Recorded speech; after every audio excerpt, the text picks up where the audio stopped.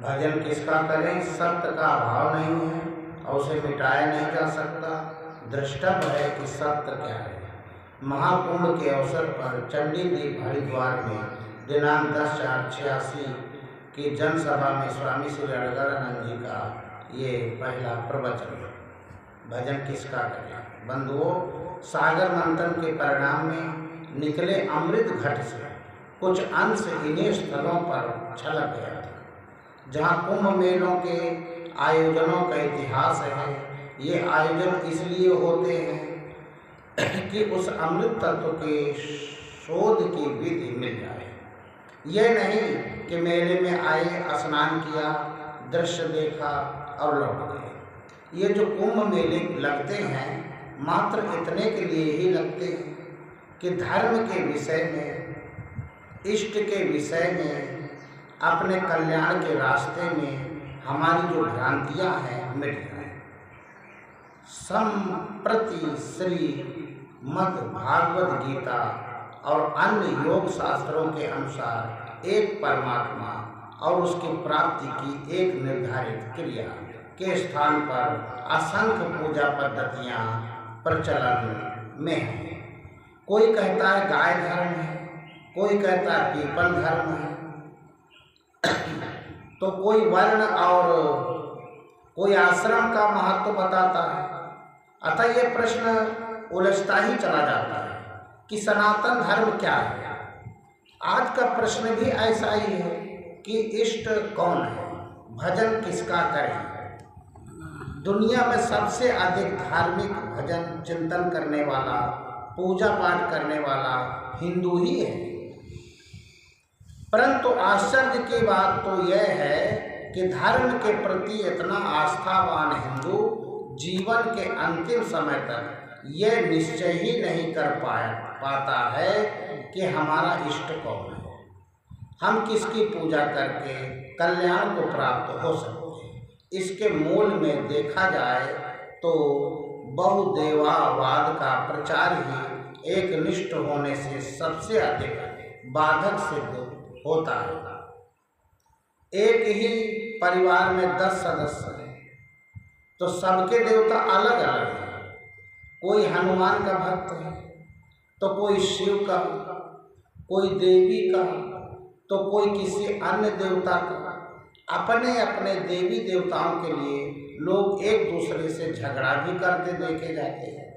किसी को यह मालूम नहीं कि शाश्वत कौन है, किसकी उपासना से शाश्वत धाम की प्राप्ति होगी। अनेक देवी देवता हमारे मन में इस प्रकार समा गए हैं कि अंत समय तक हम किसी पर विश्वास ही नहीं टिका पाते। मृत्यु के समय जब लड़के आसपास खड़े होकर कहते हैं कि दादा अब चिंता त्याग कर भगवान का स्मरण कीजिए, तो दादा एक झटके से कह गुजरते, हे हनुमान जी, हे दुर्गा जी, हे शीतला माई, हे विंध्यवासिनी देवी, हे मैहर वाली माता, हे हरसु ब्रह्म बाबा, हे शंकर जी, अर्थात औसतन 25 से 30 नामों का एक साथ स्मरण करने लगते हैं। तो इस तरह भ्रांति अंत तक बनी रहती है। तो भला एक मंदिर 10 देवता क्यों कर बसे बाजार।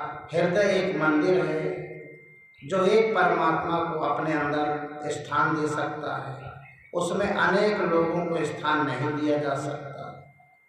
दुविधा में दो गए माया मिली न राम, अतः हृदय देश में किसी एक को बैठाना ही उचित होगा। आइए देखें कि इस संदर्भ में हमारे पूर्व महापुरुषों ने क्या कहा। भगवान श्री कृष्ण ने किसे इष्ट कहा, भगवान राम ने किसका भजन करने के लिए कहा, भगवान शिव ने किसका स्मरण करने का निर्देश दिया, स्वयं इन आपात महापुरुषों ने किसका चिंतन किया।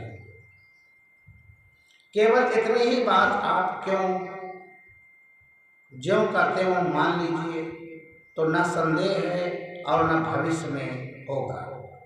खेद इस बात का है कि हम इस पर विचार ही नहीं करते।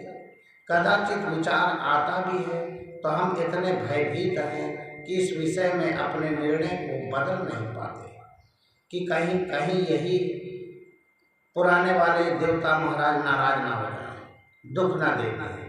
देखें, इस विषय में योगेश्वर श्री कृष्ण ने गीता में अपना स्पष्ट विचार प्रकट किया है।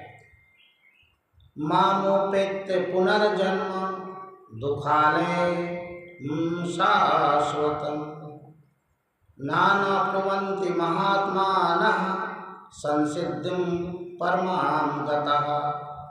अर्जुन, मुझे प्राप्त होकर पुरुष क्षणभंगुर दुखों की खान पुनर्जन्म को नहीं प्राप्त होता, बल्कि वह पुरुष मुझे प्राप्त होता है। जो पुनर्जन्म में आ जाता है वह दुखों की खान है, केवल मुझे प्राप्त होकर उसका पुनर्जन्म नहीं होता, बल्कि स्थानम प्रापस्यसि शाश्वतम्, वह शाश्वत सदा रहने वाला स्थान परम धाम को पा जाता है। अब देखना है कि पुनर्जन्म की परिधि में आता कौन कौन है। आ ब्रह्म भुवनालोकः पुनरावृत्तिनो अर्जुन मामुपेत्य तु कौन्तेय पुनर्जन्म न विद्यते। अर्जुन, ब्रह्मा से लेकर 14 भुवन चराचर जगत पुनरावृत्ति स्वभाव वाला है, किंतु मुझे प्राप्त होने वाला पुरुष पुनर्जन्म को प्राप्त न होकर शाश्वत धाम को पा लेता है। स्पष्ट है कि ब्रह्म और उसके द्वारा सृजित सारी सृष्टि मरण धर्मा है। इसके अंदर देवता, पितर, दानव, ऋषि, शूर, चंद्र सभी आ रहे हैं। मानव जीवन का परम लक्ष्य है अनंत अमृत की प्राप्ति। इस लक्ष्य की प्राप्ति श्री कृष्ण के अनुसार एक परमात्मा के चिंतन से ही संभव है। उदाहरणार्थ, आपको समुद्र पार करना है, आप किसी कागज के बंडल का सहारा ले लें तो कुछ दूर जाने पर वह समाप्त हो जाएगा और आप डूब जाएंगे।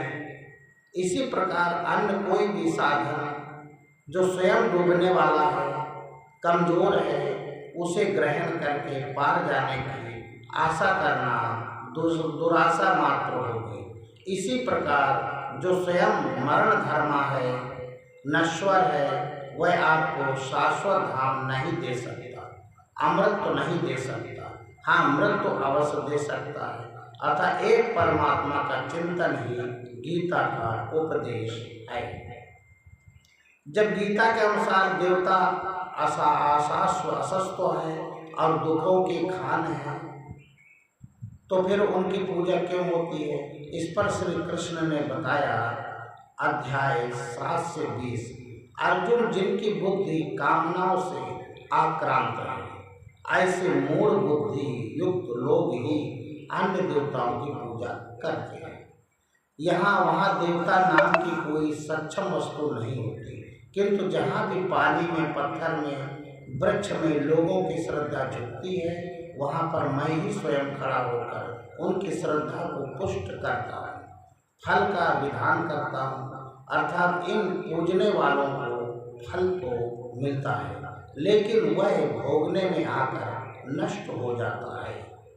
रात दिन श्रम तो किया, लेकिन जो फल मिला वह भी नष्ट हो गया। सारा परिश्रम व्यर्थ हो जाता है। भले ही नष्ट हो जाएगा, कुछ काल के लिए ही सही, फल तो मिलता है ना, तो बुराई क्या है इस पर? तो अध्याय 9 में कहते हैं कृष्ण भगवान कि देवताओं को पूजने वाला भी मेरी ही पूजा करता है, किंतु वह पूजन अवधि पूर्वक है, इसलिए नष्ट हो जाता है। सब कुछ त्याग करके, खून पसीना एक करके आप पूजन में श्रम करते हैं और परिणाम ये निकला कि वह नष्ट हो गया, क्योंकि पूजन अवधि पूर्वक है। तो जब श्रम करना ही है तो विधि पूर्वक क्यों नहीं करते? रास्ता चलना ही है तो सही रास्ते से क्यों नहीं चलते? यदि वह देव पूजन अवधि पूर्वक है तो विधि है क्या? इस पर 18वें अध्याय में कहते हैं कि अर्जुन अपने अपने स्वभाव में पाई जाने वाली क्षमता के अनुसार नियत कर्म में लगा हुआ पुरुष मनुष्य जिस प्रकार भागवत प्राप्ति रूप परम सिद्धि को प्राप्त होता है, वह विधि तू मुझसे सुन। जिस परमात्मा से सब भूतों की उत्पत्ति हुई है, जिस परमात्मा से संपूर्ण जगत व्याप्त है, उस परमेश्वर को अपने स्वभाव से उत्पन्न क्षमता के द्वारा भली प्रकार अर्चन से संतुष्ट करके मनुष्य परम सिद्धि को प्राप्त होता है। अतः एक परमात्मा की पूजा ही विधि है। ये पूजन भी चिंतन की एक निर्धारित क्रिया है, जिसमें श्वास का यजन, इंद्रियों का संयम, यज्ञ स्वरूप महापुरुष का ध्यान इत्यादि क्रियाओं का समावेश है, जिनकी चर्चा योगेश्वर श्री कृष्ण ने 4थे अध्याय के यज्ञ प्रकरण तथा समूची गीता में स्थान स्थान पर की है। आप इसे सनातन शीर्ष वाले व्याख्यान में विस्तारित रूप से जान सकते हैं। आवश्यकता पड़ने पर पुनः पुनः पूछा जा सकता है। तो अधिक नहीं, केवल एक परमात्मा के प्रति श्रद्धा और उस परमात्मा के किसी नाम ओम अथवा राम का यदि जप करते हैं, आप जप करते हैं, तो धर्म को न जानते हुए भी आप शुद्ध धार्मिक हैं। संपूर्ण क्रिया को न जानते हुए भी आप क्रियावान हैं, न इसका फल नष्ट होगा न आप। ओम श्री सद्गुरुदेव भगवान की जय।